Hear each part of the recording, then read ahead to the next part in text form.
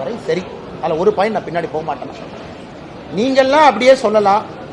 Daily ஒரு முன்னாள் அமைச்சர் வந்து என்னை திட்டலாம், தற்குறின்னு சொல்லலாம், படிப்புக்கு போனால் கொச்சைப்படுத்தலாம், நான் செய்யக்கூடிய வேலையை கொச்சப்படுத்தலாம், ஆட்டை வெட்டலாம், இதெல்லாம் பண்ணுவீங்க.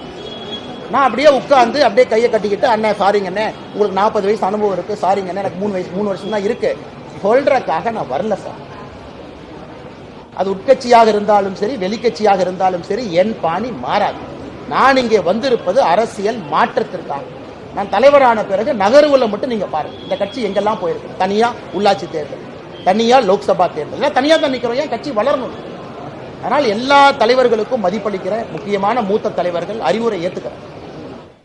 ஆனா சில விஷயத்துல நமக்குன்னு பாலிடிக்ஸ்ல ஓன் ஸ்டைல் இருக்கும்.